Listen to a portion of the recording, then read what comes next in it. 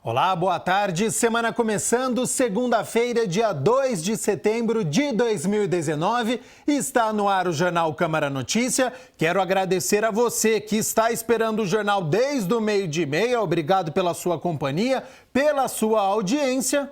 Confira agora os destaques de hoje.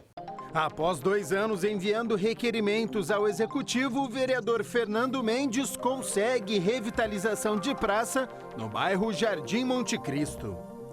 Segunda edição da sessão de cinema inclusiva para surdos tem exibição do filme Meu Amigo Enzo. E no esporte, que fim de semana para os campineiros. Ponte Preta vence Coritiba e encosta no G4. Guarani vence a primeira fora de casa nesta Série B. A TV Câmara Campinas está com um número de WhatsApp, mais uma ferramenta para você mandar sugestões, comentários, críticas construtivas, elogios. Anote o número aí que está na sua tela, 97829-3776. Eu vou repetir, 97829-3776. Mande mensagem que nós estamos esperando. Hoje é dia da reunião ordinária de número 49. Os vereadores vão discutir e votar 8 projetos. Confira agora a pauta completa. Em segunda discussão, está na pauta o substitutivo total ao projeto de lei complementar de autoria do prefeito, que trata do regime administrativo especial de contratação por tempo determinado. O objetivo é fazer adequações no regime administrativo especial de contratação por este período, que busca atender à necessidade temporária de excepcional interesse público e vai permitir à administração pública de realizar até 600 contratações emergenciais que deverão ser destinadas à rede Mário Gatti de urgência e emergência. Em primeira discussão está na pauta o projeto de lei complementar de autoria do prefeito, que trata do aumento do capital social da IMA, a informática de municípios associados, por meio da incorporação de bens imóveis. O projeto autoriza o aumento do capital da IMA de imóveis que originalmente pertenciam à FEPASA, a Ferrovia Paulista S.A., e que atualmente pertencem ao município. Esses imóveis somam um montante de mais de 118 milhões de reais. O item 3 é a segunda discussão do projeto de lei complementar de autoria do prefeito, que trata da reorganização e a consolidação do programa de adoção de praças públicas e de esportes e áreas verdes, e também do programa de manutenção e proteção de canteiros centrais e encostas das vias públicas. O objetivo é modernizar a legislação que trata da adoção dessas praças, canteiros centrais e áreas verdes da cidade por meio da obrigatoriedade de realização de certame público para definir quem poderá adotar essas áreas, garantindo assim a igualdade de oportunidade a todos os interessados. Em primeira discussão está na pauta o projeto de lei de autoria do vereador Paulo Galtério, que altera a redação de artigos da Lei 14.789 de 2014, que trata de atendimento prioritário no município. A lei que será alterada garante o atendimento prioritário a idosos, gestantes, pessoas com deficiência, entre outros. Atualmente, o estabelecimento deve garantir este atendimento em pelo menos um caixa. Com a alteração, os estabelecimentos deverão garantir o atendimento prioritário em qualquer caixa disponível. O item 5 é o projeto de decreto legislativo de autoria do vereador Carmo Luiz, que concede a medalha Arautos da Paz ao pastor Alexander da Silva Miranda. O homenageado é pastor da Igreja Evangélica da Paz e dirigente da congregação do bairro Vila Boa Vista. O item 6 é o projeto de autoria do vereador Campos Filho, que concede a medalha Arautos da Paz à paróquia Santo Antônio. A paróquia integra a Arquidiocese Metropolitana de Campinas e completou 80 anos de fundação no dia 18 de janeiro deste ano. Em turno único, será analisado o projeto de autoria do vereador Zé Carlos, que denomina vias públicas do loteamento Núcleo Residencial Vila Francisca, no distrito de Nova Aparecida. E, por fim, está na pauta a proposta do vereador Felipe Marquesi, que denomina como Centro de Saúde Helenice Berlese Romeiro, um centro de saúde no bairro Jardim São Domingos. A reunião ordinária começa às 6 horas da tarde e é ao vivo, transmissão pela TV Câmara Campinas. Você que quiser acompanhar, a entrada é pela Avenida Engenheiro Roberto Mange, número 66, no bairro Ponte Preta. Neste último sábado foi entregue a revitalização da Praça João da Cruz Prates, no bairro Jardim Monte Cristo. Acompanhe. Durante 2 anos, o vereador Fernando Mendes protocolou requerimentos para que a praça e toda a área ao entorno fosse revitalizada. Durante 2 anos nós fizemos algumas reuniões, algumas visitas no local, os técnicos vieram e o resultado está aí. Nós nos sentimos até mais confortável na hora da entrega do que na hora da promessa, na hora da realização do que na hora que a gente está discutindo as nossas indicações. Esta área no Jardim Monte Cristo possui 5.000 metros quadrados. A Praça João da Cruz Prates recebeu a drenagem do solo, paisagismo, pista de caminhada, academia ao ar livre. E não para por aqui. E o prefeito hoje, inclusive, vai assinar aqui a ordem de serviço para a CPFL implantar a iluminação dupla nesta avenida, né, para dar aqui a claridade suficiente para a prática noturna. E esse serviço será executado já no mês de setembro. A presidente da Associação dos Moradores do Jardim Monte Cristo contou sobre a luta que foi para, ao lado do vereador Fernando Mendes, conseguir transformar uma área que era um verdadeiro lixão em praça para a população. Que na verdade essa praça aí era um lixão, né?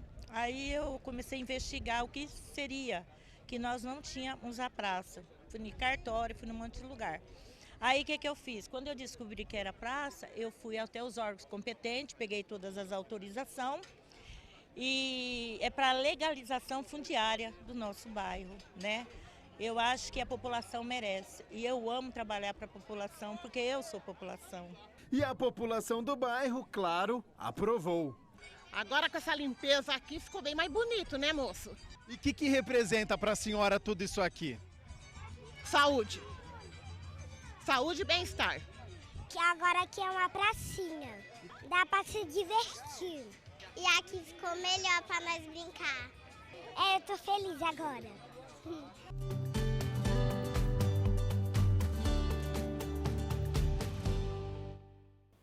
Também neste sábado aconteceu o evento Cinema Inclusivo para Pessoas com Deficiência Auditiva, promovido pelo vereador Jorge da Farmácia. Olha que legal! Uma sala de cinema foi reservada para o público, que contou com um intérprete de Libras durante toda a sessão. Já na fila da pipoca, a expectativa era grande. Sim, a ansiedade é muito grande. Aproveitar que tem a oportunidade de ter intérprete de Libras. Primeira vez que eu vou assistir um filme com intérprete e os surdos têm essa participação. Cinema, pipoca e amigos, combinação perfeita para um sábado à noite. É uma oportunidade realmente de encontrar os surdos que a gente já não vê há algum tempo e poder sinalizar e aproveitar esse momento do filme que é acessível em Libras. Então, o momento, em vez de ficar em casa, né, à toa, é legal ter esse momento de encontro com a comunidade surda. Turma reunida? Afinal, não é todo dia que a sessão de cinema conta com interpretação simultânea de Libras. Isso, a gente do Espaço Cultura Surda, a gente percebe que na região de Campinas tem pouca acessibilidade em questão de Libras na área cultural. E o pessoal surdo, eles ficam muito a desejar, não tem shows, não tem... É muita palestra, a diversão mesmo, muitas vezes, eles não têm esse tipo de acesso.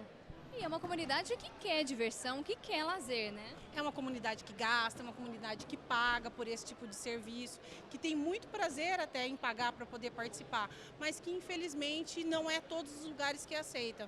Esta é a segunda vez que acontece na cidade o evento Cinema Inclusivo para Pessoas com Deficiência Auditiva, promovido pelo vereador Jorge da Farmácia. A ação que proporciona lazer a uma comunidade que tem poucas opções. A gente vem, a gente fecha uma sala, tem uma expectativa de 100 a 150 a 200 espectadores que nós temos aqui. E por incrível que pareça, na primeira sala nós colocamos mais de 120 surdos para assistir esse filme. E hoje deu mais de 150 pessoas. Ou seja, cada vez mais a gente está progredindo. Então é uma maneira de todas as pessoas enxergarem e ver esse trabalho para que possa cada vez mais não ser de ano em ano, de 3 em 3 meses, de 6 em 6 meses, sim ser uma sessão cotidiana que tenha todos os finais de semana, todos os dias, para que essas pessoas venham e participem e assistam o filme, porque é muito bacana. Você vai ver, daqui a pouco nós vamos entrar lá, você vê surdos saindo chorando, é emocionante. E quem não gosta de cinema, não é mesmo? Ele gosta muito de cinema e sempre que a gente pode a gente leva, mas nunca tem libras, né? Muitas vezes a gente explica, muitas vezes ele ouve com implante e quando é animação dá para ficar, né, sem a tradução, mas filme a gente sempre acaba explicando mais.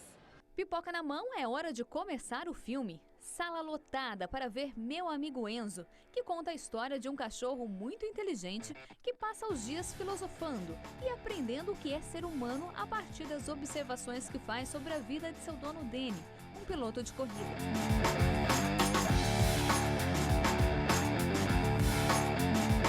Com o início da projeção, os intérpretes de Libras, posicionados bem ao lado da telona, traduzem as cenas e os diálogos ao público, que mantinha o olhar atento para não perder nada.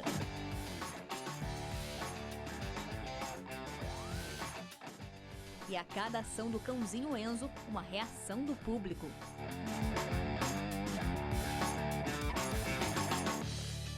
1h49 de muita emoção. Confesso a você que a gente fica tenso, na expectativa, mas quando você sai da sessão, que você vê a alegria dos surdos, sem sombra de dúvida alguma, você deita no travesseiro e você fala assim, valeu a pena e valeu mesmo. Valeu por esse grande evento que nós estamos fazendo aqui na nossa cidade de Campinas. Sem dúvida, um grande evento pela segunda vez aqui na cidade de Campinas. Na última semana, por autoria do vereador Carlão do PT, foi discutido aqui na Câmara a criminalização da homofobia. Acompanhe como foi. A palestra sobre criminalização da homofobia e transfobia foi convocada pelo gabinete do vereador Carlão do PT. Eu acho que foi extremamente importante, porque ela foi esclarecedora. Eu acho que para os telespectadores da TV Câmara que tiveram a oportunidade de ouvir, com certeza isso trouxe mais elementos para que a gente possa resistir e combater essa triste realidade que nós vivemos nesse momento.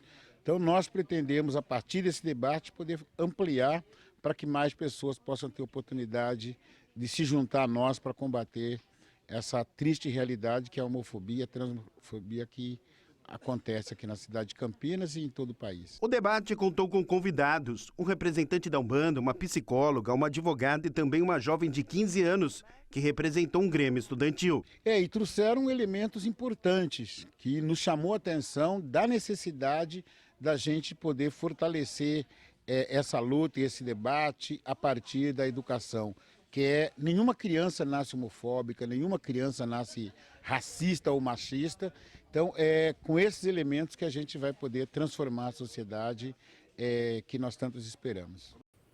A Comissão de Ciência e Tecnologia aqui da Câmara discutiu como a tecnologia pode ajudar na gestão das cidades. O vereador Vinícius Gratti convidou especialistas no assunto que falaram sobre a construção das cidades inteligentes. A reunião discutiu como a tecnologia pode melhorar o dia a dia nas cidades. Foi uma palestra e uma reunião muito rica, né? Uma reunião rica, uma palestra rica, no sentido de que informações foram trazidas aqui pelas duas pesquisadoras, doutoras da Unicamp, né? Que atuam nessa área da tecnologia, que trouxe informações também importantes, não só para a nossa cidade, que é o mais importante, claro, aqui para a gente, mas também informações que valem por todo mundo, né? Pelo Brasil, pelas importantes cidades que tem ao redor do mundo. Pesquisadoras da Unicamp também ressaltaram a importância de pensar na construção das cidades inteligentes. E para começar a falar de onde que surgiu esse tema de cidades inteligentes, a gente tem que falar, obviamente, né, dessa disruptura que a tecnologia vem causando no mundo, né? Então, a estimativa é que em 2020, né, antes estava longe, né, lá em 2020, o 2020 já está no ano que vem, mas serão mais 50 milhões de dispositivos conectados. Então, o que são isso? São dispositivos que a gente fala, desde o carro, celular, tudo que é sensor e que está emitindo dado, né, e dispositivos que estão gerando dados para serem analisados, Então, para cada uma pessoa vão ser mais de 7 dispositivos, que a gente já anda hoje, né? Já anda com o celular, o relógio já se comunica, o carro já se comunica, e isso está emitindo e gerando dado.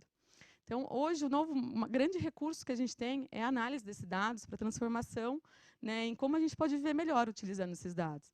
Então, como a gente pode utilizar essa grande quantidade de geração de dados, né, para a gente utilizar isso para as cidades. Soluções simples para problemas antigos. Até a mobilidade urbana pode melhorar com o uso da tecnologia. E aí foi feito um estudo em grandes cidades do mundo e identificou-se que 30%, de 30% a 40% do trânsito nos centros urbanos são gerados por pessoas tentando parar o carro. Então, eu vou para o centro, daí eu quero parar meu carro, o que eu faço? Não acho uma vaga e fico dando volta. De 30% a 40% desse trânsito poderia ser evitado se eu saísse de casa já sabendo onde que eu vou parar. E aí foi criado, então, vamos resolver esse problema, foi criado os estacionamentos inteligentes. Então, eu já saio de casa, eu já tenho pelo aplicativo, eu já sei no centro da cidade onde tem uma vaga, eu já compro pelo aplicativo, então eu chego e paro o carro. Eu não gero trânsito por conta disso. Então, foi feita uma solução tecnológica utilizando um sensor. Então, foi colocado um sensor nas vagas de estacionamentos públicos, uma câmera. Esse sensor ele emite um dado para a câmera, para o aplicativo. Então, ele atualiza quais são as vagas disponíveis ou não. Então, esse é o estacionamento inteligente.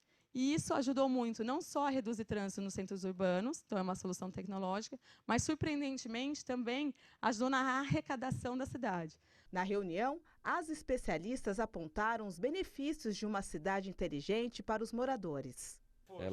Elas trouxeram aqui exemplos de outras cidades do mundo, onde as pessoas, por exemplo, via aplicativo já saem de casa sabendo onde elas iriam estacionar, né? Então, aquele trânsito que fica quando a pessoa fica rodando com o carro porque não acha lugar para estacionar. Na última semana, o governo federal começou a pagar o 13º salário dos aposentados e pensionistas. Esse dinheiro deve injetar cerca de 550 milhões de reais na região metropolitana de Campinas. Parte do 13º salário dos aposentados e pensionistas vai ser paga até 6 de setembro. Serão injetados na economia nacional cerca de 22 bilhões de reais. O restante liberado entre novembro e dezembro. Nós conversamos com o economista e diretor da Associação Comercial de Campinas, a ASIC, sobre o valor aproximado que será injetado na cidade, 251 milhões de reais. O comércio vai ter um impacto de 12% a 13% no seu volume de vendas, né?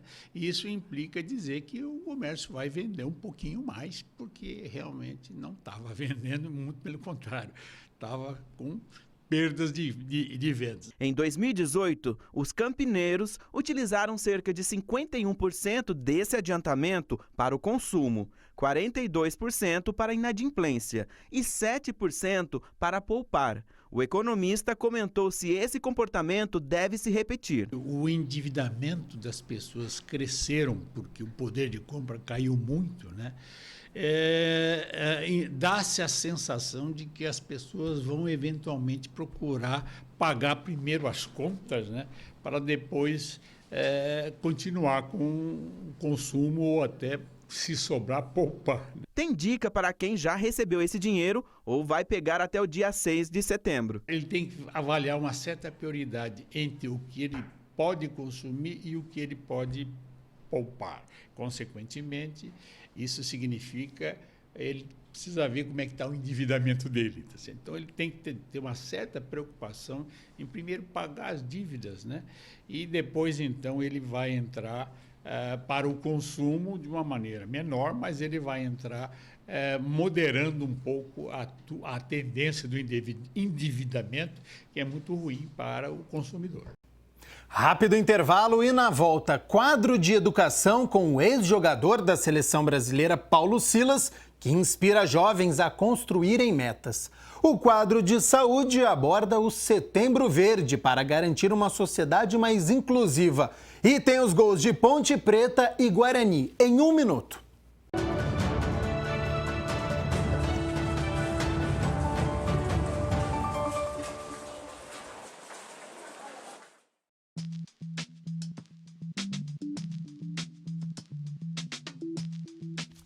e gostaria de saber qual é o melhor horário para fazer doação. Avelar, a Fundação Hemocentro de Brasília funciona normalmente de segunda a sábado, das 7 às 18. O nosso fluxo maior de doadores hoje é pela manhã. Então, se você quiser vir de forma tranquila, ter um atendimento rápido, em torno de 30 a 40 minutos para todo o fluxo da doação, é ideal que você venha no período da tarde, pós-almoço. Lembrando que hoje, para a doação de sangue, as pessoas precisam vir bem alimentadas, sem gordura e derivados do leite, ou seja, jejum em hipótese alguma. Se você preferir vir pelo turno da tarde, a gente pede para que a pessoa almoce e dê um intervalo de 2 horas do almoço para não prejudicar a digestão. E, gente, eu costumo brincar, aquele PF básico brasileiro, um arroz, um feijão, uma carne grelhada ou assada, nada de ovo frito e saladinha, tá bom?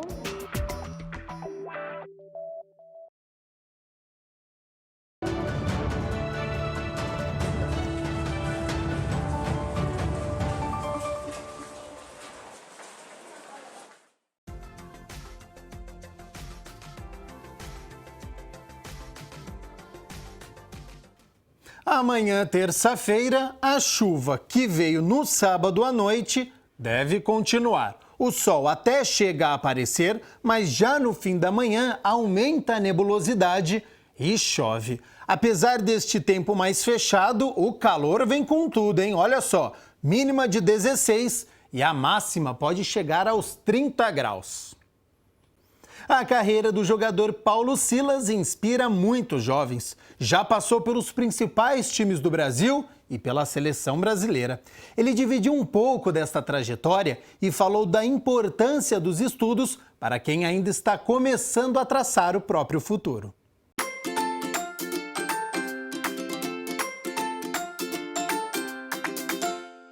Uma carreira que inspira sonhos em quem ainda começa a desenhar o futuro. É muito boa para a gente poder enxergar como a gente pode alcançar os nossos sonhos, né? Porque muita gente sonha muito, tipo eu.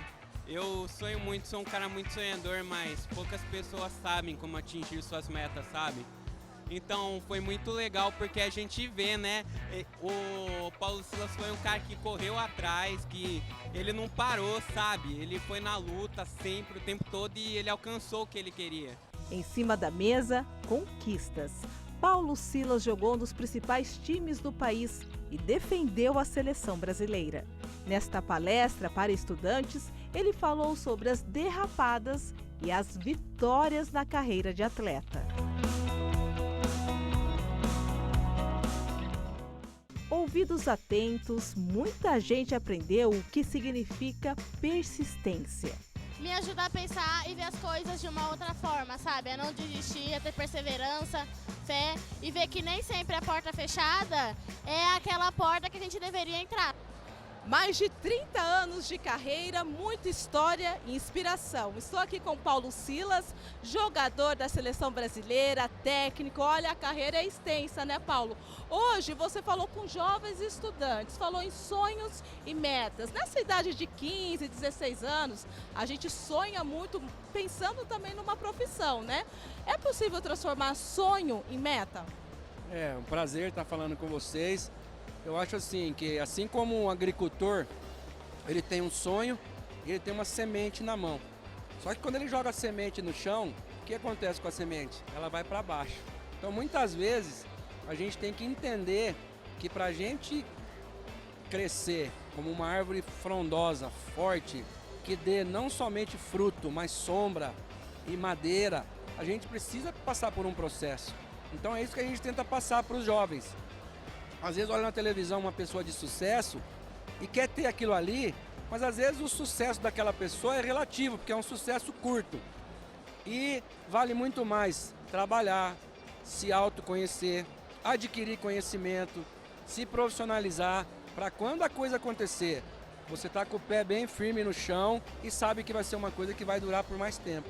Você usou uma analogia bastante importante, né, de uma sementinha. No caso do estudante, ele tem que estar preparado, tem que estudar. Totalmente, totalmente. Eu vejo isso na minha vida, eu vejo isso na vida dos nossos amigos meus jogadores. Por exemplo, quando eu falei ali daqueles números, que 78%, 4 de cada 5 estão falidos divorciados e desempregados 2 anos depois de uma carreira de mais de 20 anos, as esposas deles, de muitos, vêm falar com a gente, puxa, se eu soubesse desse trabalho que vocês fazem há 10 anos atrás, 15, talvez meu casamento tivesse sido salvo. Então a gente trabalha o atleta no começo da carreira com o projeto Mentor, ou seja, como mentorear um atleta, e no fim da carreira, que é o Games Over, ou seja, quando a carreira termina, quais são os desafios? É o desafio do isolamento, é o desafio do peso, que para de treinar, mas não para de comer, é o desafio financeiro, é o desafio do casamento. Então, a pessoa passa a ser uma pessoa normal. Ela sai do palácio, onde tem tudo, e vai para as ruas, onde ela tem que correr atrás. Então, aprender que você, quando para de jogar com 35, 38 anos, você ainda tem 60 anos de vida pela frente. E o que você vai fazer com esse tempo todo, se você não tiver cabeça nesses primeiros? Então, a ideia é essa, preparar a pessoa, e isso se chama desenvolvimento humano, para aquilo que virá depois. Agora a gente está aqui numa feira de profissão, né, Paulo? Muitos jovens tiveram, além do contato com você, também com outros profissionais. Isso é bastante importante para ele saber o que ele quer ser. Você fala muito em sonhos, é aqui que ele começa já a traçar as metas para o futuro? Totalmente, ele precisa, o autoconhecimento é você saber naquilo que você é bom, naquilo que você tem aptidão. Depois você ter metas claras, a gente usa muitas ferramentas, como a ferramenta do SMART, por exemplo. A meta é específica, a meta é realista, a meta é alcançável, atingível, ela está dentro de um tempo. Então você vê, você já sai daquela coisa só do sonho e você começa a fracionar, a fragmentar, a compartimentar o teu sonho em metas. Aí você vai um por um, degrau por degrau, alcançando. E é assim que a gente constrói a vida da gente. Agora, se escorregar nesse degrau, não pode desistir. Justamente. Aí é quando você... o não conseguir não é uma falha, é uma tentativa. Tem que seguir sempre, porque a vida mostra que os grandes, no nosso caso esportistas, eles são os que mais erraram, foram os que mais tentaram também. Tá certo, muito obrigada pela entrevista. O quadro de Olho da Educação fica por aqui. Até nosso próximo encontro. Tchau!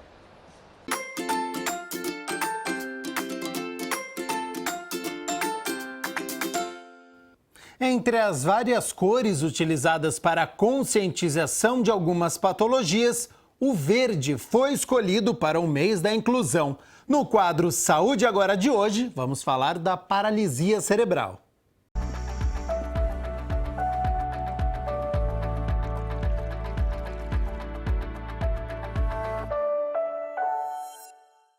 Iniciamos o Saúde Agora de hoje lembrando que, entre as cores de conscientização do mês de setembro, verde é a cor da inclusão. Na caminhada aí de quase 40 anos de neuropediatria, né, a gente já tem um histórico aí para acompanhamento de crianças que nasceram e que foi feito o diagnóstico e depois observando a evolução. E também a evolução da ideia e de conceito da paralisia cerebral, que é um nome meio pesado. Quando você fala paralisia cerebral, alguém tem a ideia que o cérebro inteiro está paralisado, e na realidade a definição é um pouquinho mais embaixo aí, né? Ela é mais para o comprometimento motor que a criança tem e que compromete o seu desenvolvimento motor. Nem sempre é o desenvolvimento cognitivo. Normalmente esse desenvolvimento motor pode ser o exclusivo, o único que é comprometido, mas como tem alguma patologia do sistema nervoso central, ele obviamente pode ter outros comprometimentos, cognitivo, intelectual, crises epiléticas, sensorial, auditivo, visual, comportamental, e durante a evolução do quadro podem surgir outras alterações a nível muscular, ortopédico, porque é uma condição crônica. Uma condição crônica, ela não é evolutiva. Aconteceu alguma coisa no sistema nervoso central, no cérebro, que pode ter ocorrido pré-natal ou no período do nascimento ou no primeiro ano de vida e que levou a uma agressão no sistema nervoso central envolvendo as áreas que exercem o controle motor cell e aí, portanto, o desenvolvimento vai ficar comprometido. As crianças com diagnóstico de paralisia cerebral, elas chegam na clínica Ludens ou em qualquer outro serviço, né, existente, muitas vezes com o diagnóstico já fechado, né, pelo médico, mas também tem alguns casos que eles chegam com atraso motor ou atraso neuropsicomotor. E muitas vezes essa avaliação do fisioterapeuta é primordial para levantar, né, para acender essa luzinha em relação à possibilidade desse diagnóstico e trabalhar em conjunto com o médico, né? A partir do momento que essas crianças chegam para nós, elas chegam encaminhadas ou só para fisioterapia ou para a atuação da equipe interdisciplinar, físio, fono, terapia ocupacional, né, se tiver indicação.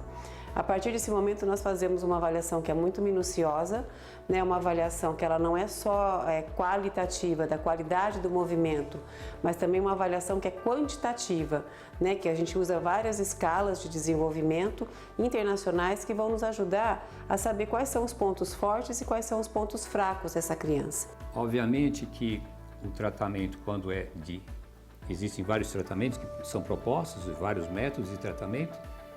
Aí vão ver fisioterapia, terapia ocupacional, fonoaudiologia. Obviamente, começando isso, sendo feito cedo, a criança vai evoluir melhor, como toda e qualquer criança que for estimulada mais cedo para qualquer problema. O prognóstico da evolução com a fisioterapia vai depender da gravidade. Os casos menos graves evoluem melhor.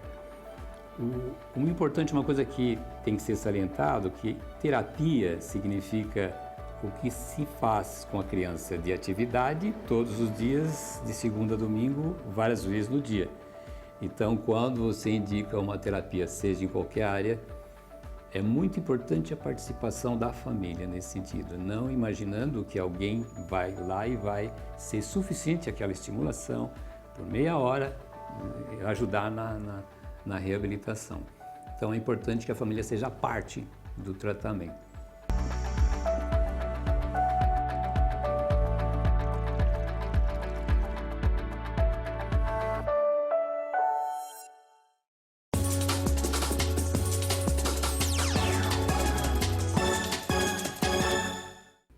Pela primeira vez neste Campeonato Brasileiro da Série B, a notícia é boa para Ponte Preta e Guarani. As duas equipes venceram na mesma rodada.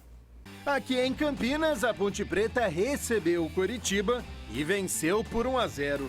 Diego Renan cobrou falta e Roger, mesmo de costas para o gol, conseguiu fazer o cabeceio e bateu o goleirão Alex Muralha. E ficou nisso, Ponte Preta 1, Coritiba 0. Jogando em Florianópolis, também no primeiro tempo, o Guarani conseguiu o gol da vitória, após lançamento para o atacante Davó. Em posição de impedimento, invadiu a área e tocou na saída do goleiro Vidotto para morrer no fundo das redes. Final, Figueirense 0, Guarani 1. Bela vitória das duas equipes. A Ponte, na reestreia do técnico Gilson Kleina, venceu o vice-líder Coritiba e está a 2 pontos do G4 das equipes que conquistam o acesso à primeira divisão. E o Guarani continua na lanterna, mas está a 2 pontos de sair da zona de rebaixamento. Foi a primeira vitória fora de casa. A reação começou, hein? O Jornal Câmara Notícia fica por aqui. Às 10 horas da noite, você acompanha as principais notícias do dia. Eu volto amanhã ao vivo, ao 12:30, hein? Até lá. Tchau, tchau.